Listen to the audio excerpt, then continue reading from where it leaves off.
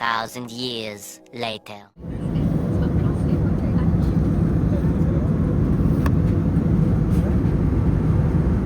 जय जगन्नाथ। आज नुआ ब्लॉग को समस्त को स्वागत। बहुत बहुत दिन पर मु ब्लॉग बनाऊँगी ऑलमोस्ट 1 ईयर पर भाभी नथली ब्लॉग बनई बोली तेणु फास्ट ही स्टार्ट होची ब्लॉगटा माने एयरपोर्ट रु तो कौटी गोटे जाऊँगी ही एक्साइटेड है कि किसी वीडियो बनई भाविली पर ब्लॉग रे अपलोड करिए बोली तो आज अपलोड करुँची।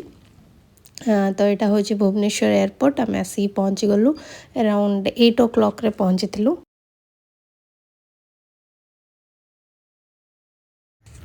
अर्ली मॉर्निंग रो फ्लाइट थिला और फ्लाइट भी ठीक समय रे थिला तेणु आम जाइए पहुँची गलु एठी बसिया को फ्लाइट रे।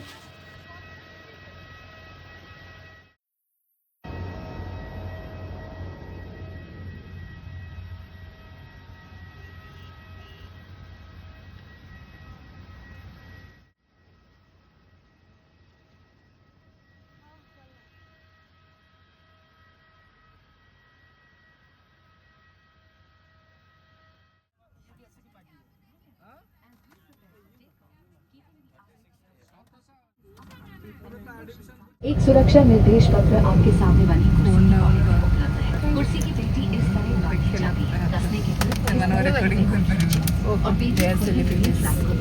उड़ान के दौरान कुर्सी की पेटी बांधे रखें। कैबिन में हवा का दबाव कम होने पर ऑक्सीजन मास्क आपकी कुर्सी के ऊपर लगे पैनल से।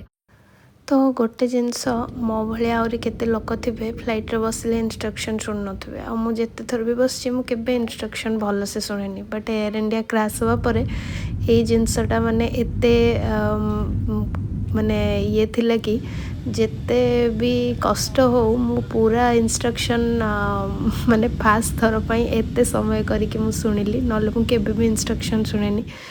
फ्लाइट टिके समय स्टार्ट होगा पर मत भोक लगी मत कौन मु समस्त को भोक लगी तेणु एत एक्सपेंसिव जिनस आम एफोर्ड कर फ्लाइट रे तेणु फ्री रो पानी आउ किछि कुकीज आनिक आम खाइलु जोटा कि प्रायतः मिडिल क्लास लोक मैंने करती तेणु आम भी सेटा ही करूँ। चाहूँ चाहूँ 1 hour आई थिंक 2 hours रो फ्लाइट थिला 1 hour एंड समथिंग रो फ्लाइट थिला। बहुत सुंदर व्यू देखी आम पहुँची गलु। डर तो लगुला माने एयर इंडिया क्रैश पर मु तो फ्लाइट रे बसिनी मत डर लगुला फर्स्ट टाइम पे डर लगुला बट बहुत ही स्मूथ फ्लाइट थिला।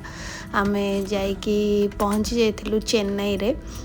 एठी आमे चेन्नई आसिक ऑलमोस्ट पहुँची गलुनी तो चेन्नई रे आमर कनेक्टिंग फ्लाइट थिला तेणु चेन्नई रे ऑलमोस्ट आमे 10टा 11टा बेलू पहुँची जाइलु। आउ से आमर प्लान थिला टिके बुलाबुली करने कहीं आमर नेक्स्ट फ्लाइट थिला अराउंड 10 और 10 o'clock आई थिंक 10 राति 10टा बेले थिला।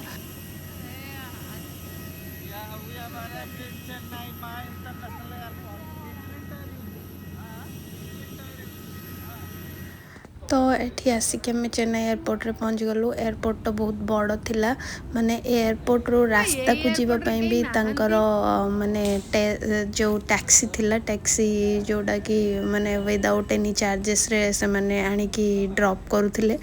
तो एठी आमे चेन्नई रो मेन जोटा एंट्रेंस को पळे आसलु तो एंट्रेंस को पळे आसिक आमे गोटे ओला जेहेतु आमे 6-7 जन थिलु तो से जगह को जीवा पई आमे ओला गोटे बुक करथलु। ए जो टैक्सीटा अपन देखुं यहाँ बिना पैसा रे चल। तो आम बुलिया को जाऊँ महाबलीपुरम जोटा कि एयरपोर्ट रू ऑलमोस्ट 56 किलोमीटर दूर रे थिला।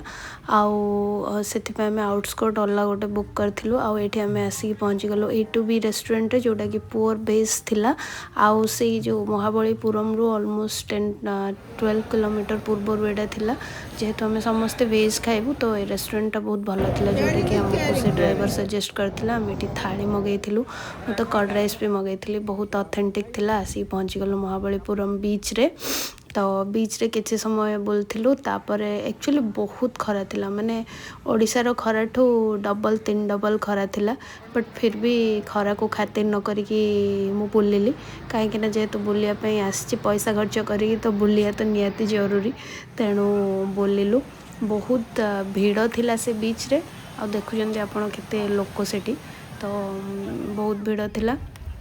हाँ टैक्सीर फेयर से बस भी चलता बट आम जेहेतु आम टाइम रे जाइए पहुँचबू तेणु आम जाइलु अराउंड 3500 टଙ୍କା टैक्सी चार्जेस नहीं कि 4000 टଙ୍କା नहीं अलमोस्ट 4000 टଙ୍କା नहीं तो आसला बेलू भी सेम से 4000 टଙ୍କା आम 7 जन आसलु तो ये आम महाबलीपुरम से जो अच्छी मंदिरटा तार भितर को जावाई टिकेट काटुलु तो टिकेटर चार्जेस थिला 40 टଙ୍କା जोटा कि इंडियन मानक आ फॉरेनर मानक 500 टଙ୍କା थिला सो यही मंदिरटी सप्तम एवं अष्टम शताब्दी रे प्राचीन पल्लव वंशर राजा मानक द्वारा निर्मित होता जोटा कि सोर टेम्पल एटा कहला आ 5टी रथ पंचु पांडव ना रथ भाया निर्माण करा जोटा कि पत्थर रे आउ भी बहुत प्रकार मंदिर थिला समय क्रमे ये किसी ना एबे तो ये गोटे ही मंदिर देखा जाउची आउ यूनेस्को हेरिटेज माने रे भी स्थान पाई मंदिरटा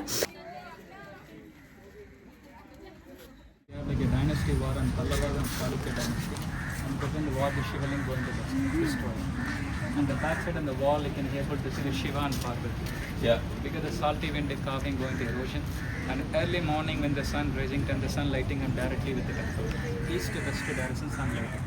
From the sunrise and back to the temple and sunset in the front of the temple.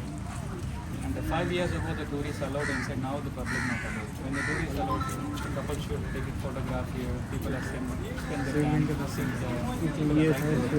ये से फॉरेनर टूर गाइड थिला आउ मु कौन कली ना जहाँ जहाँ से कहते मु चेष्टा करी कि कैमेरा रे ताकू माने रेकर्डिंग करी बोली बट जिते मुझे रेकर्डिंग करी से एत धीरे कहते जो मत किसी एक तो समुद्र कूल थिला बोली आवाज होता बहुत जोर से बट जहाँ जहाँ से कहते आहरी धीरे करदे तो जहाँ कथार मुझे शुणिली ये शिव पार्वती दीपट साइड रे अच्छा एपटे शिव यहाँ जो देखुं जोटा भांगी जाइए तो सेटा शिव आगपटे पार्वती अच्छा तो से गाइड थिले से कहले कि 5 वर्ष पूर्वर से मंदिर भीतर को भी माने एंट्री थिला बट एबे बैरिकेड लगे देइचंदी से मंदिर भीतर को भी जाइए लोक मैंने जेहेतु बेसी फोटो उठेले तेणु सेटा से बंद कर देइचंदी बाकी ए ठीक जो मंदिर पाखे वेदरटा थिला माने जगहटा एते सुंदर थिला जे छाड़ी के आसिया को भी मन करनथिला बट हमको फ्लाइट थिला तो हमको बैक करिया को पड़ला तो ये आम चलू पुणी आउ थे एयरपोर्ट चेन्नई एयरपोर्ट रे हमर सेकेंड फ्लाइट अच्छी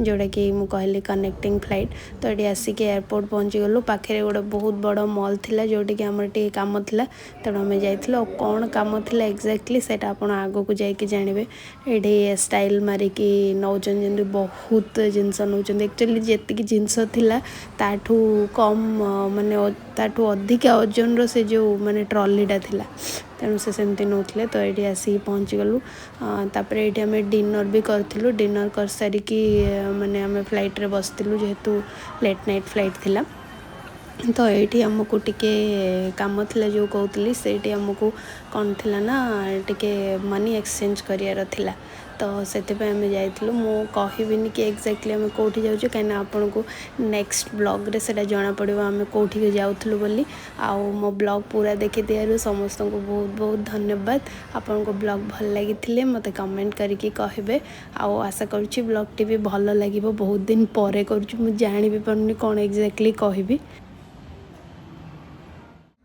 चेन्नई छाड़िया पूर्वर आमर गोटे बहुत इम्पोर्टाट कम था जोटा कि मनी एक्सचेंज तो मनी एक्सचेंज कहीं आपण मैंने ऑलमोस्ट जानी सारे तो पुणी आपण मान सहित मुझे गोटे नुआ ब्लॉग रे देखा आ गोटे नुआ सिटी रे आशा करछि आपन को ये ब्लॉगटा भल लगी ब्लॉगटी भल लगी लाइक शेयर कमेंट करिया को जमार भी भूलिबेनी पुणी देखा नुआ ब्लॉग रे जय जगन्नाथ।